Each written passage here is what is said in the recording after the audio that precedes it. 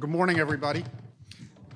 We scheduled this, we arranged for this quite some time ago, and it was winter, and we just assumed spring will happen somewhere in here, but apparently it didn't. We went straight to summer here, so it's pretty hot outside, but that's okay. We're here in a very nice environment. What I'm going to do in this talk is I'm going to do essentially an overview of patent, trademark, and copyright law in the United States and how it relates to Indian law in some sense. And Caleb will go through the more detailed materials with regard to India. I also understand we're going to hold all questions until the end. We'll have a question session at the very end, and so grab a pen and write down your questions, and we'll get to those later on. And the next thing is to try to figure out how to use this clicker. There we go. That's good. Okay, so what we're going to cover today, or what I'm going to cover today, is again patent, trademark, and copyright law, and extending it into India. And this is really an overview. If you're a patent attorney, for example, you're probably going to be bored for the next few minutes, but if you're not, you're going to be incredibly excited to hear how patents work. There's really two kinds of patents that I'm going to be talking about: utility patents and design patents, and then we'll go on and talk about the marks and so on. So what is a U.S. patent? What's a United States patent? The United States patent is one form of intellectual property law. Just tangentially, I just came back from one of my kids is engaged. We had an engagement party out on the West Coast, and at the engagement party, 3 different people asked me the question and saying, "Oh, you're a patent attorney. What do you know about intellectual property?" And I had to explain to them, well, patent law is a subset of intellectual property, and a U.S. patent is something issued by the United States Patent and Trademark Office, and it gives the patent attorney the exclusive, it's basically the chart that's up on the screen, that gives the patent owner the exclusive right not to do something themselves, but it gives them the exclusive right to prevent others from doing something. That something is making it, using it, selling it, or offering it for sale, it being the patented invention. And as I said, it's not necessarily the right it's not a right for you, it's a right to exclude others from using it. That's something that often confuses people, that they think they get a right to do something with a patent. But what the patent really is, in some sense, is the ability to, you have to think of it in some sense like a wild animal. You're actually able to rein in the wild animal and stop others from doing things with the wild animal. So there's rights associated with that.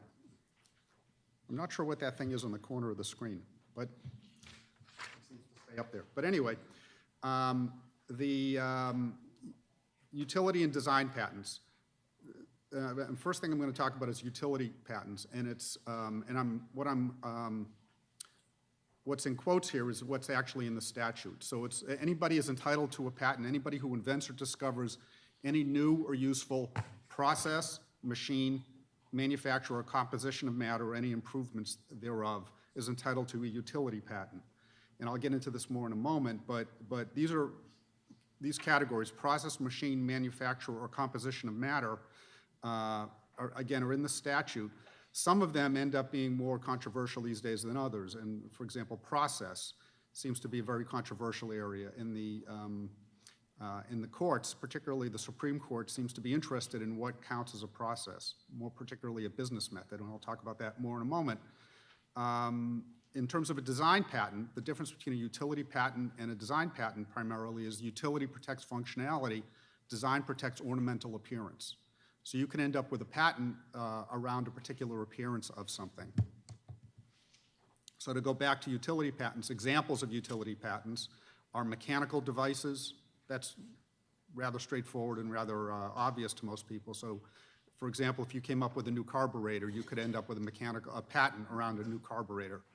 Appliances or electrical devices such as microprocessors, chemical processes like medicines or other chemical compositions, and then there's other things where you can get utility patents as well. As it says here, genetically derived products. You can get patents not around the computer software itself, not around the code, but around the utility of the code and business methods. Often people think of patents as being high tech, particularly when I was in California. they think of high tech as being, in Northern California, being internet only, but actually patents can be high tech in other ways, and patents can be low tech in many ways too. So I would argue that we're in this corridor here of several pharmaceutical companies in this corridor in New Jersey. So those tend to be, I would call them high tech. Some of the green energy stuff that we see today might be considered high tech, but then there's other things like auto parts. Auto parts have been around for a very long time, and sometimes there's new improvements to auto parts, and that's eligible for patent protection. We do a lot of work in our firm on robotics and mining. You would think mining, what's new in mining, but new processes associated with mining happen frequently. Business methods, again, we'll touch on that. Those are methods of implementing particular processes. So these are generally software-driven methods, not necessarily software-driven, but generally software-driven methods. And those right now are eligible for patent protection. I say right now because the Supreme Court may be changing that. And methods for treating a patient. So that is that a method for overcoming a patient's illness, if you will, is patent protectable in the United States, but may not be patent protectable in other countries. That's something that varies from country to country. So sample examples of things that are patent protectable. A method at least the slide on the picture on the left might be a little bit hard to see, but this is what's shown on the left is a method for a robot to do something. These are things that actually receive patent protection. The one on the bottom is a change to a contact lens that's also received patent protection, and something that one would think of as being low tech is a mouthpiece for a woodwind instrument. So the idea here is just to give you examples of the diversity that patents can take. Here we see a chess game. So games are eligible for patent protection. When I talked about a method, a business method, one business method that's shown here is the flow chart for reading an optical disc. The apparatus for using it is separately protectable. So that is, you can get patent protection for the method, and you can separately get patent protection for the device that uses the method. Again, another low-tech example at the bottom of the page is an active tension device for a window covering. And you can see, I don't want you to kind of focus on the various pieces of this, but just to look at it in aggregate, and you can see that there's a number of elements that together were found to be novel, useful, and not obvious over prior inventions. So moving on to design patents. So design patents protect the ornamental appearance of something. And again, the something typically is a product. So what's shown here on the left, these are excerpts from issued design patents. So somebody received protection for the hat, and the idea for that is that that's a novel hat. And so they're able to exclude others from manufacturing and selling that particular hat. Same thing with this shoe here on the right. The interesting thing here is that it's not the shoe that's actually received patent protection, but it's the design. It's the design that's buried into the shoe. That's what's being protected here.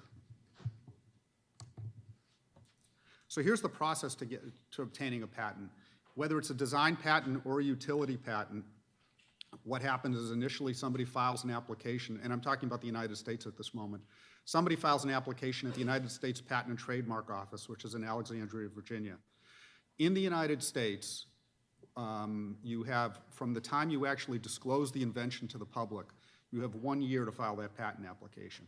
So what that really means is that if you've invented a new widget and you introduce the widget on May 1st, you have introduced the widget on May 1st, 2013, and you haven't filed a patent application, you're out of luck. You've lost your opportunity. But if you filed it on October 1st, 2013, you still have time to file a patent application. That is, you have 1 year from the time that you disclose the invention to the public. We can get into a lot of discussion about what constitutes disclosure, but there's a lot of different ways that things can be disclosed. Once it's disclosed to the public, you have 1 year to file in the United States. The United States is a little bit unusual compared to the rest of the world. The United States is let's say, more forgiving, if you will. Most other countries have what's generally referred to as an absolute bar. That is, once you filed a patent application, once you've disclosed the invention, if you had not yet filed a patent application, you can't. You've lost the right in most other countries. Because of various treaties that exist between the United States and many other countries, virtually all countries in the world, because these treaties exist, usually what happens is people can file an application, say, in the United States before they disclose it, and that's good enough to protect their rights. The United States has a type of application called a provisional patent application that's much simpler, much less cumbersome than a traditional patent application. People can file that provisional application in the United States, and then they have a year to file file a formal application in the United States or file elsewhere in the world. That's a very common approach that people take. So for example, people from India want to be able to protect their invention. They want to get to market very quickly. They don't have a lot of time to to prepare a patent application. So people in India and other places will come to the United States and say, let me file a provisional application in the United States, take advantage of the treaties that exist between the United States and other countries, and then subsequently file in a formal application in India, in the United States, and maybe other places.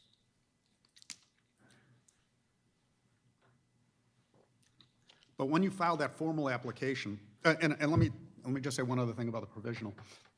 Provisional application, you have to think of it more or less as a placeholder. It doesn't actually go through the rigorous process that the Patent Office implements. It just sits there, and if you file a formal application within a year, that application is the one that goes through the rigorous process. And so the rigorous process is that you file a formal application, the Patent Office, first thing the Patent Office does is it assigns it to somebody that they believe to be an expert in that field, that works at the Patent Office, to examine the application. The second thing that happens is once it's assigned to that expert, it goes to the bottom of the pile, and it sits at the bottom of their pile for some period of time. It varies from, it could be as little as a little less than a year to 3 or 4 years. It depends on the circumstances. They then do a search, a prior art search, looking for references to determine whether your patent application meets some fundamental criteria. The fundamental criteria are, is it new, meaning you're the first one to actually have brought this to the attention of a patent office? Is it useful? When we're talking about utility applications, is it useful? Is it not obvious over prior inventions? Not obvious is a not obvious term. Not obvious really means that the easiest way to think of this is that if you've invented something which could be the amalgamation of a couple of other patents, then it becomes obvious it's considered obvious to the Patent Office. And then there's a process that you go through. You kind of negotiate with the Patent Office. Well over 90% of applications are rejected for reasons that it's not new or not obvious. Probably closer to 98 or 99% are rejected the first time around. And then there's a negotiation that happens with the Patent Office to try to convince them that either they were wrong or you can change portions of your application, the claims portion of your application, to try to overcome those references that they may have found. Design patents work similarly, not quite exactly the same, but similarly. There's searches that are done, and there's a determination made about whether the ornamental appearance is new and not obvious over prior designs. The patent rights vest only when the patent is issued. The utility patent generally runs 20 years from the date of filing. I say generally because there's a little give and take depending upon how long it takes to go through the process, among other reasons. The Patent Office has been changing its fee structure a lot lately. There are maintenance fees that are due 3 different times during that 20-year period. That's been true for a very, very long time, that those maintenance fees have been due. What's changed is that the escalation rate on those fees has changed enormously. So the fees in the first 2 maintenance fees, the 3.5 and 7.5 years, are relatively small compared to 11.5. If you don't pay the maintenance fee, the patent is considered to have lapsed. Design patents don't last quite as long. They're about 14 years from issue. How am I doing on time? Okay.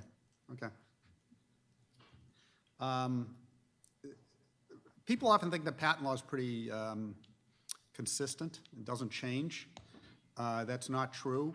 There's a lot of things that have changed, particularly over the last 3 years or so. The ones that these are just this is not a comprehensive list, but this is a list of things that have changed over the last, some of the things that have changed over the last few years. I'll talk about the ones in red a little bit. The reason that the laws change are actually twofold. One is that this seems to be a fruitful area for Congress.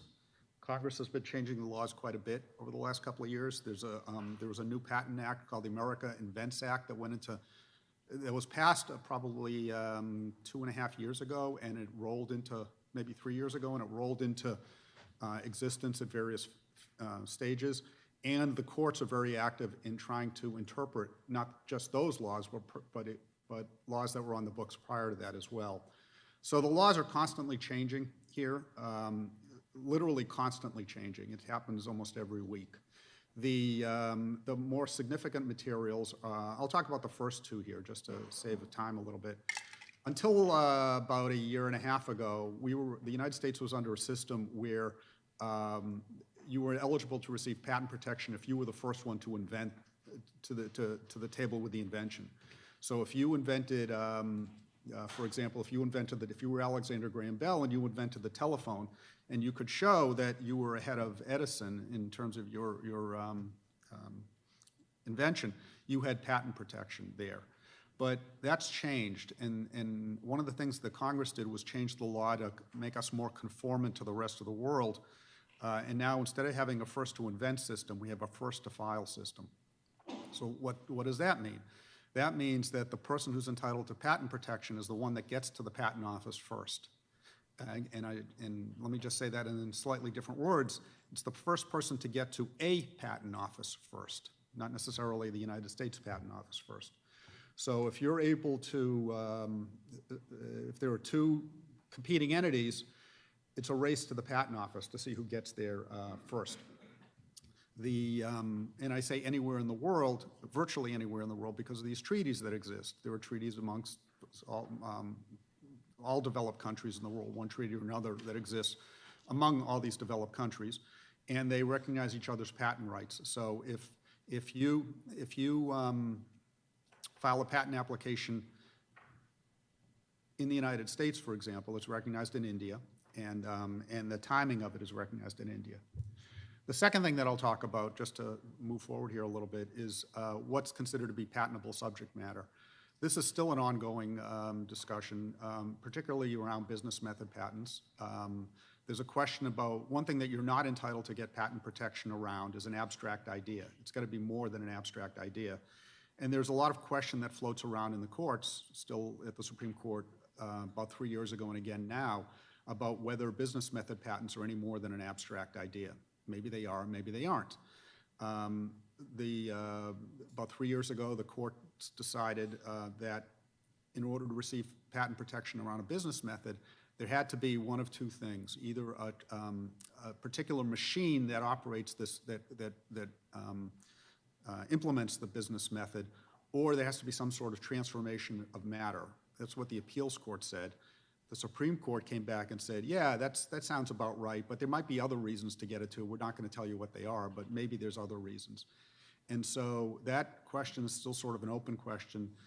Business methods in general, these days, you need to be able to articulate either a transformation of matter or a particular machine, but it's still, in some sense, an open question.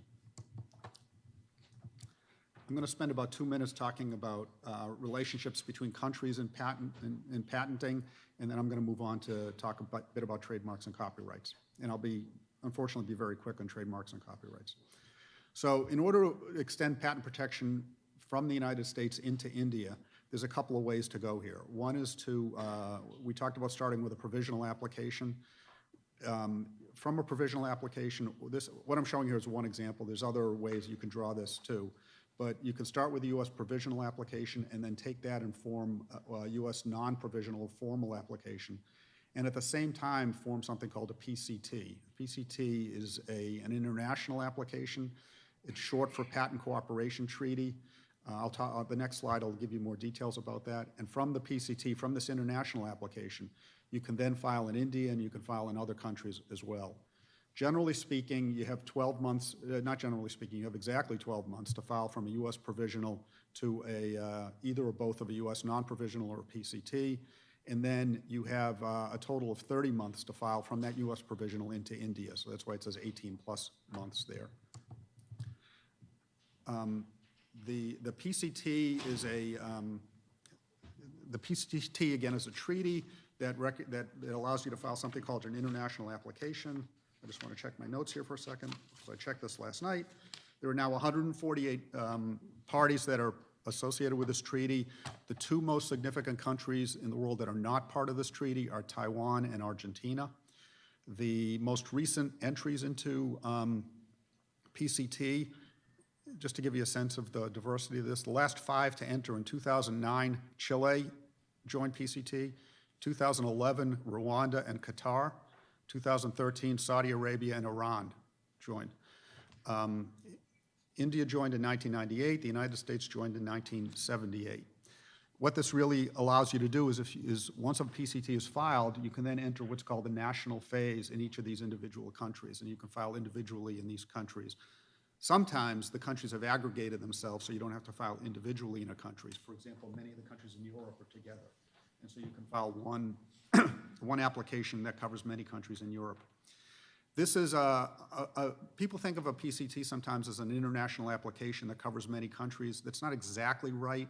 What it really is a holding pattern for filing in other countries. It extends your time to file in other countries. So one approach that people often take is to file a provisional in the United States, later file a PCT, and then they have 2.5 years from that original date to decide whether it's worth filing in individual countries from a business perspective. And I think I just covered everything on this chart.